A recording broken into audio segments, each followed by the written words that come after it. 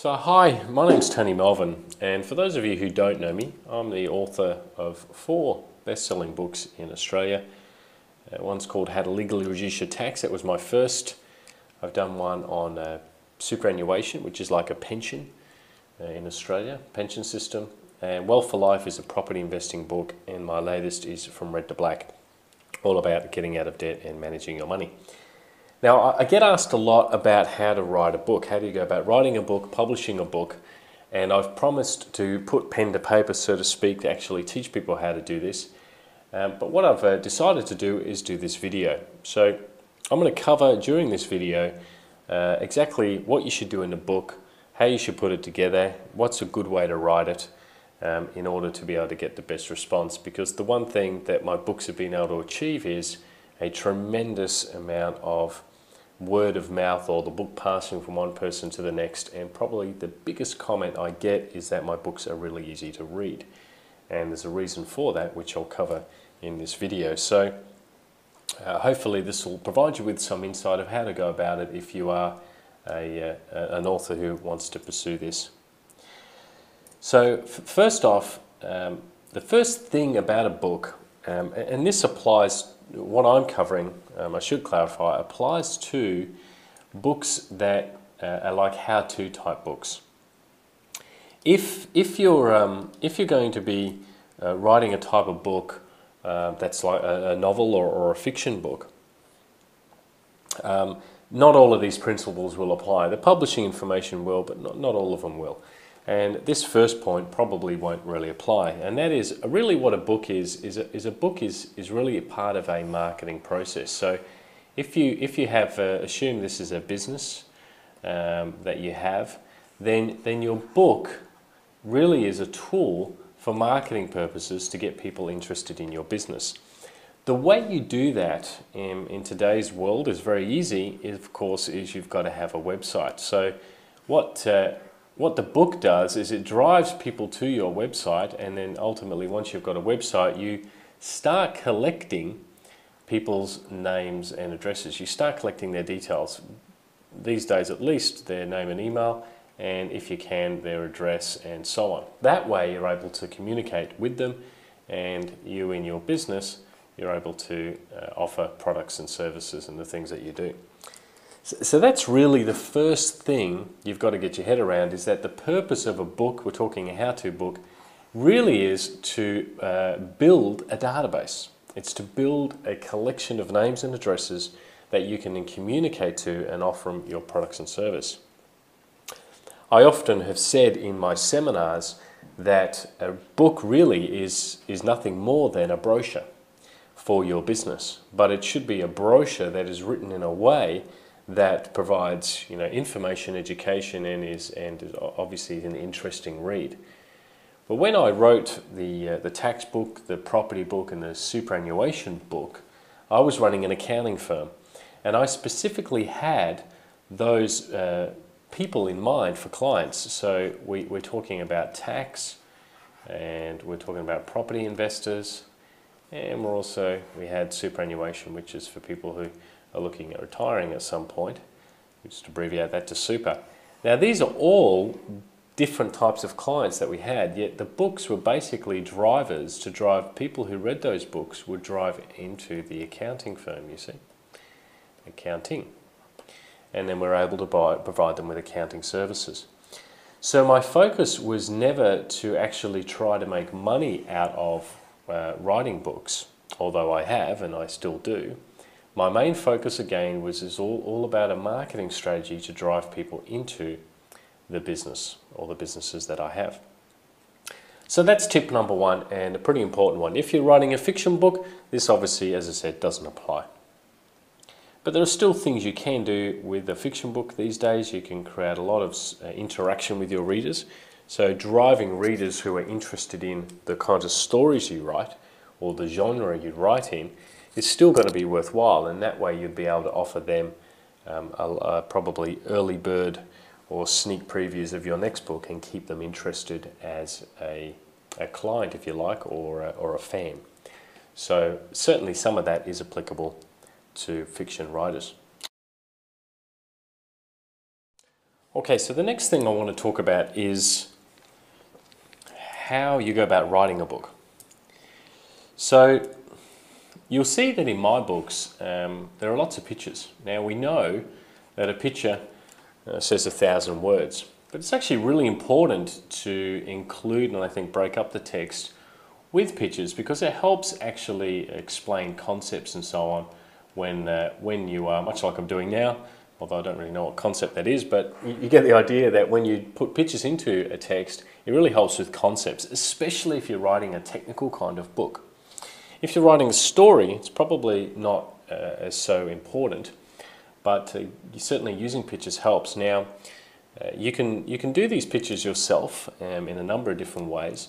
One of the easiest ways is to actually, you can also get people who can do cartoons or graphic designs things for you.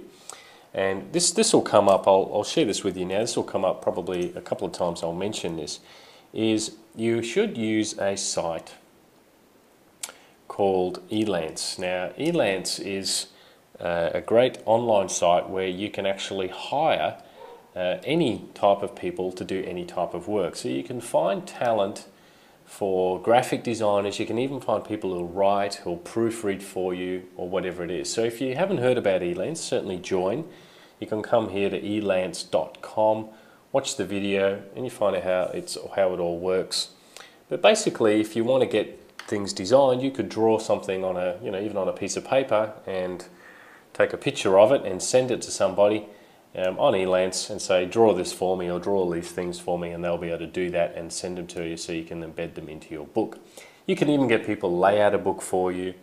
You can even get ghostwriters depending on what you're doing with your book if you're after a ghostwriter. I don't use ghostwriters, I write my own books, but that's something of interest to you. So that's one really important tip when it comes to writing, is make sure that you use pictures when you write.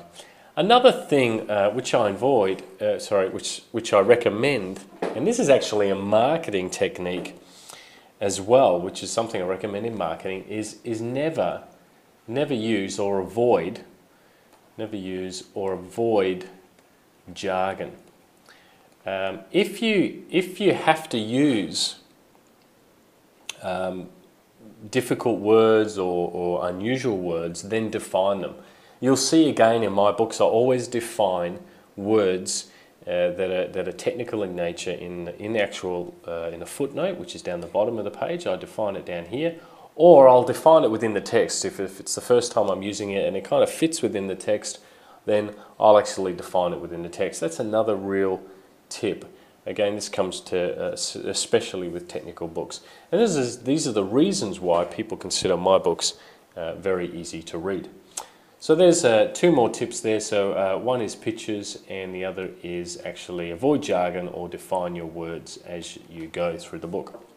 Just actually one more tip on writing a book and making it easy to understand is one of the things that I do is when I finish my book and it's complete, it's the draft, the first draft, I actually give it to somebody, especially in the technical types of books, I give it to somebody who has no idea about this subject.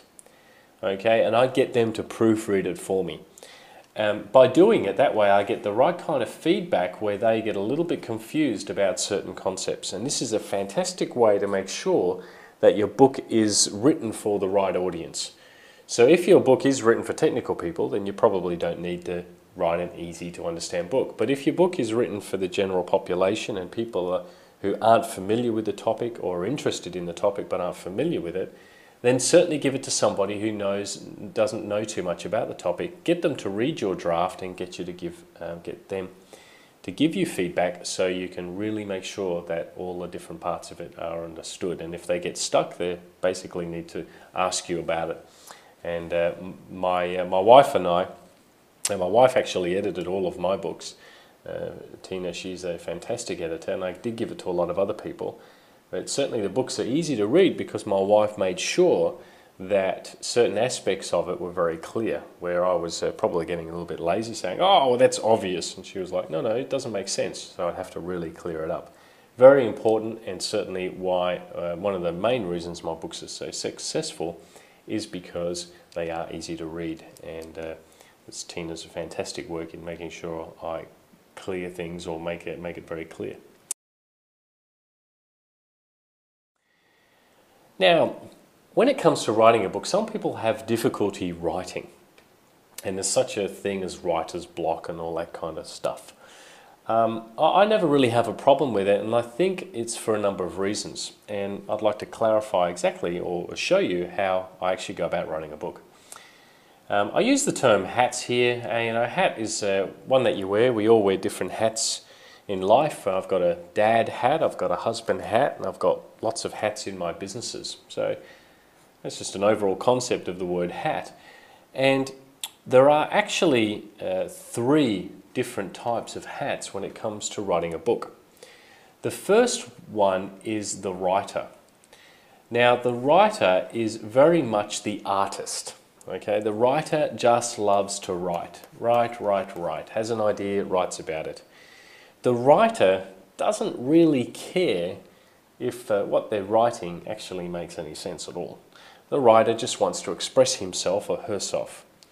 And that's the hat you wear when you're a writer. So in other words, you just go for it, write whatever you want, write whatever comes to your mind. Don't necessarily even think where it fits within the whole context of the book. It's just one particular thing you want to write about. Once you've done that, I find that I'll be able to write for a certain time, and then I kind of run out of things to say. I kind of go, okay, well, I'm done. Then what I'll do is you actually switch hats and you become, I call it the self-editor.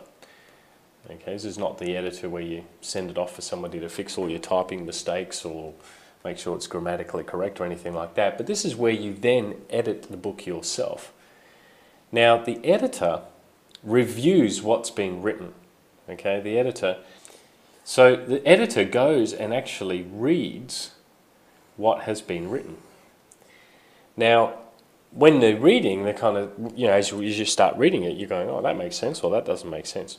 Now, one of the tricks I do is wherever I write, let's say I write in my office, I never self-edit in my office. I found this to be a really good trick. So once I finish writing, I usually go to a completely different location like a cafe, and I sit down and read what I've written. And quite often, I'll print it out. I find that if I write on the computer, I'll then actually print out what I've written, and I can sit down with pen and paper and be the self-editor in a cafe, different environment, and start reading over what has been written. And then what I do is I just make notes on the written copies and circle bits and change bits and do all sorts of stuff. So that's really how I go about writing, is I'll sit down and I'll call it brain dumping. You just sit down, get an idea and go boom, boom, boom, all the way through. Okay, good, that makes sense. Now I'll then print it out, go to a cafe, and I'll be my self-editor, where I'll start to put it into context, and maybe I'll decide that this section here is better off in this section of the book, and so on. So those are the two important hats. The other hat that is also a part of book reading is the proofreader.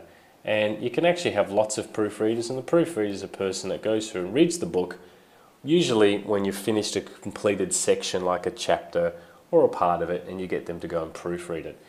But very important, these are all three different hats.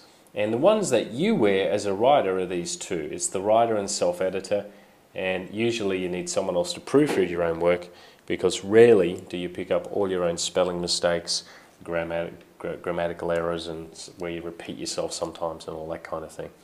So always get someone else to proofread for you.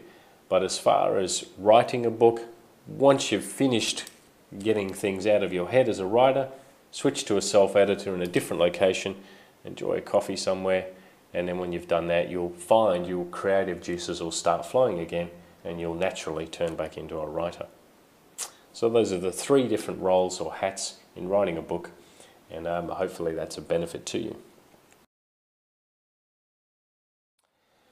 Okay, so the next part here is how publishing works. Now, publishing has changed a little bit over the last few years with the introduction of iPads and other sort of reading devices. But I'll just go through firstly the basic concept of publishing so that you get a grasp of it, and then we'll talk about e-publishing. in terms of getting it online and getting it out there pretty quickly. First off, there are 3 different areas of publishing, or 3 different people involved. Or I should say 4 actually. There's the author, it's yourself. There's the publisher. Then there's the distributor, and then there's the reader, or the person who buys the book. Now, you can actually, when I first published, I was both the author and the publisher, which meant that I had to go and find a distributor. If you're just the author and you want to find a publisher, it's usually then the publisher and distributor are one. But the actual split usually goes something like this. The author only ever gets really about 10% of the recommended retail price. So the reader here will pay what's called recommended retail price. So let's say it's $20, and the author is only going to get $2. A publisher is the person or the company that puts up the money for the book. So they've got a big investment. This is really where all of the dollars sit.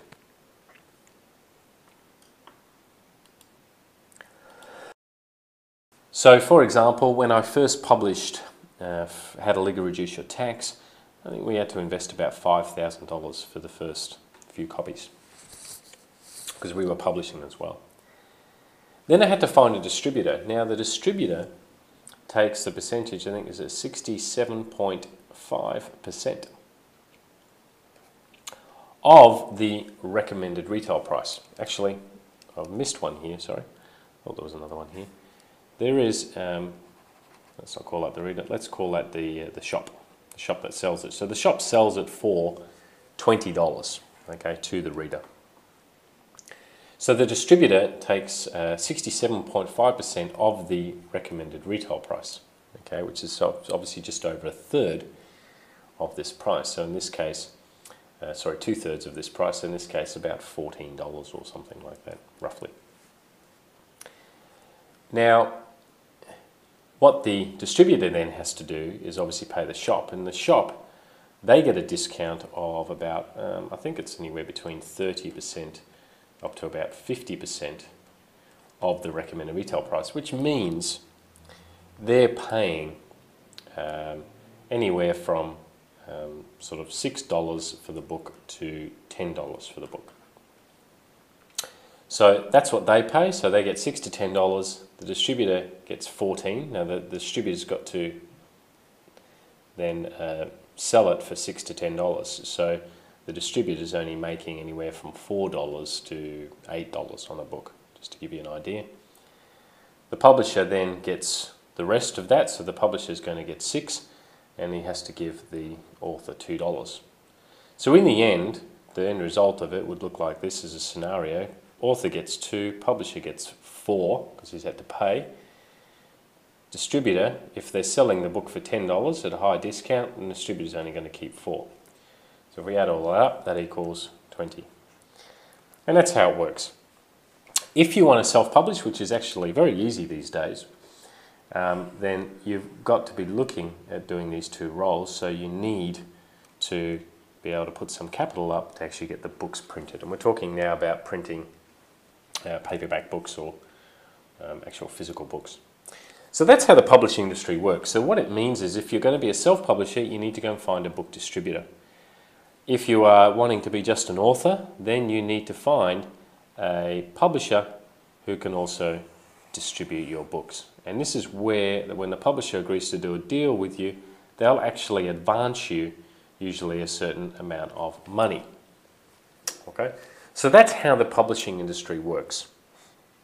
One of the things that I did, I self-published, got my books printed, and then I got, we opened up the old Yellow Pages in the, this is back in 2005, I still use the Yellow Pages back then, and basically went through all the publishers and distributors in the Yellow Pages and sent them all a copy of my book saying, would you like to distribute this for us? These days you could obviously do that and get a list online. and sending them a copy of your book. And with that, we got about 2 or 3 replies. I had one distributor come and see me, and we did tremendously well through them. They were fantastic. Now, more recently, however, I've been publishing my books on Amazon, on iBooks, and all of these other platforms. There is quite a bit to this to learn about it, and it works in a similar way. Basically, you have, whether it's a iBooks, which is the Apple platform, you've got Amazon, and you've also got, there's another one, top of my head, I forget it. I'll make a list of all of these for you, actually on this web page here where this video is, so that you can easily go to all of these. And they're basically now both, they're really the distributors in the old format. That's really what they are. They're distributing your book for you. You're still a publisher because you usually got to come up with the money to actually develop the book, if you like. But it doesn't really cost anything to put your books onto these platforms, and then they keep a percentage anywhere up to about, off the top of my head, it's anywhere from 20% to about 60% is kept by your online publishers, your ebook publishers. The great thing about it is you can have your book almost instantly ready and available, and you can also update it pretty easily too. So let me show you just how this whole thing works. I'm just going to pull up some websites for you. So I've just Googled ebook publishers here, ebook publishing, and it's come up with a whole bunch of stuff. Lulu is one here. We publish, my books get published on that, and this is a great platform, very easy platform to use. So there's one that I would recommend you go to. The other one, of course, is publishing on Amazon, and Amazon have I think it's called a Creative Suite, Amazon book publishing and print on demand. The great thing now is you're able to create space. That's what it's called, create space. So you really need to go and look into this. The great thing about Amazon now is you're actually able to, and there are other companies that do this too, have an on-demand feature. So people can either order the book as an ebook to be able to download on the Kindle as one of the readers, or they can have it on demand. So what happens now is if you go and purchase one of my books on Amazon, it's an on-demand, which means you don't have to spend a lot of money getting your books printed and ready to go. If we do a bit of a search here, red to black, here we go, see what's available here. There's lots of other books called Red to Black by Tony Melvin. Let's have a look. Aha, here we go. So this is published, this is by ourselves, and there's the paperback version for $14.95. When you order this, you can get some new ones. It's cheaper than used ones. How about that? That's interesting. But when you order this, what happens is Amazon have a whole printing, what do you call it, warehouse, and it'll get printed and sent within a few days, and I just simply get the money. So when it comes to the percentages I mentioned, you get a higher percentage from an ebook, you get a much lower percentage on the book when it's printed, but at the same time you don't actually have to come up with the money to begin with. So this is great, and what happens now is I just get a check once every, I think, 3 months, I think it is, from Amazon, with all the book sales, the royalties or commissions and so on from book sales. So once you've set it up, it's very easy to do. It does take a bit of setting up, but Creative Suite, as I mentioned there, is the best way to get started and get rolling with these things. So that's all about publishing.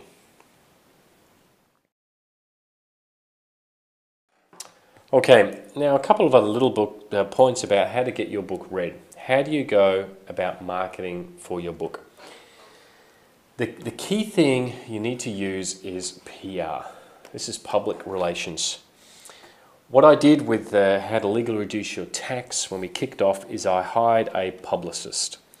Now this can be quite expensive. I had a publicist who initially cost I think about $2,000 a month for 3 months. So it was a total cost of $6,000. This is the role of the publisher. Okay, the publisher pays for a publicist. This is a person that will get you radio interviews, TV interviews, get you in print media, as in newspapers and things like that.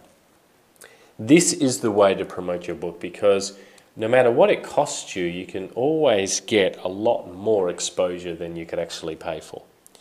Now, a little tip on this. When we first started with How to Legally Reduce Your Tax, we went out and we went to radios and TVs, all the big players, and tried to hit it big, and actually got no response at all. We thought with the title of a book called How to Legally Reduce Your Tax that you'd actually get a lot of people, media people interested in it, but surprisingly they weren't.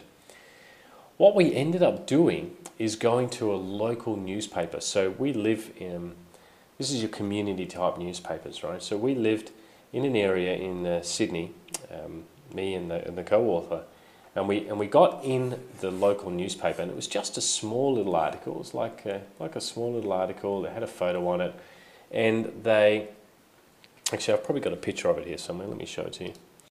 Oh, here it is. Found it here. So this article there was in the business. Actually, it was a full page. But what happened was, you can see it says author's taxing success, and they came in. They took a photo of Ed and I. And there's a little blurb about it. What was really interesting when we started this whole thing is that was in just a local newspaper. So, local readership, just a few thousand people.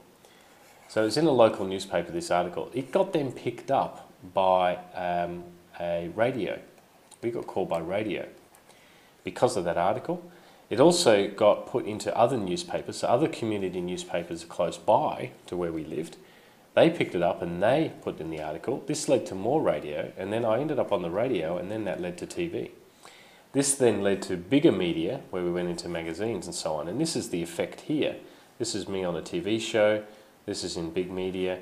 And what basically then started to happen, it became a snowball effect to the point where even today I still get called by some journalists wanting to get my opinion on certain finance matters or whatever it might be. And this is really the power of a book. When you write a book, you become an expert or an authority in a particular subject.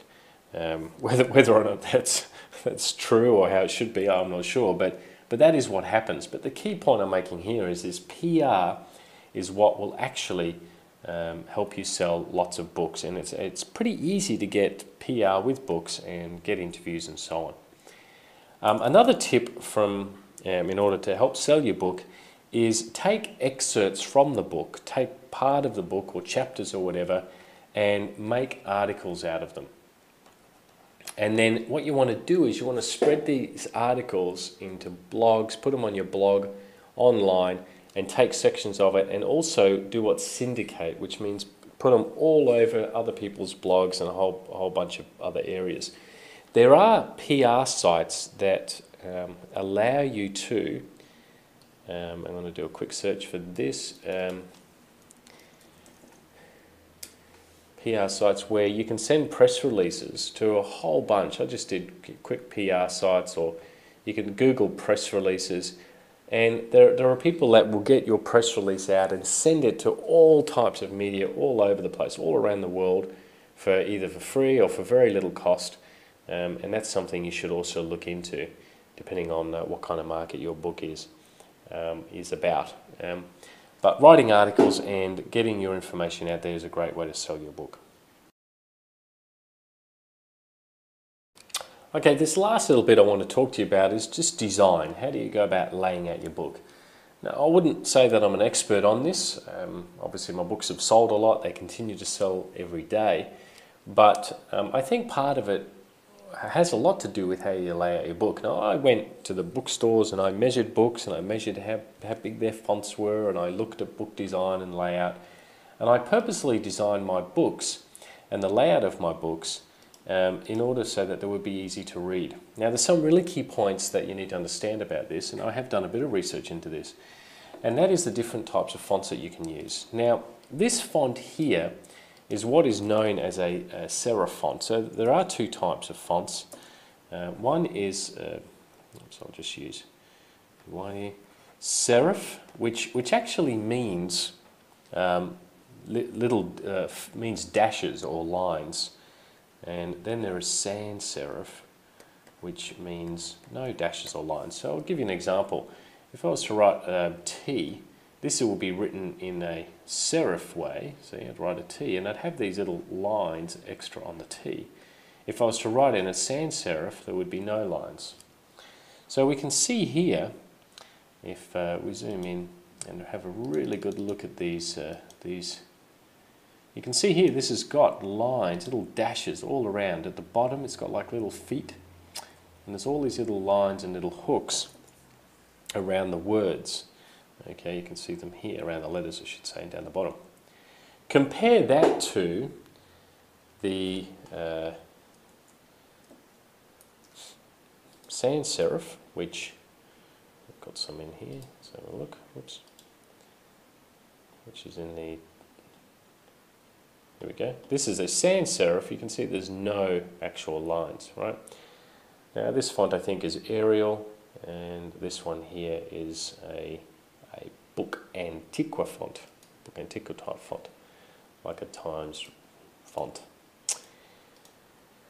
Now I've seen books written, the total book is written like with this font, and it just doesn't work. People don't read that font, especially in printed material and actual books.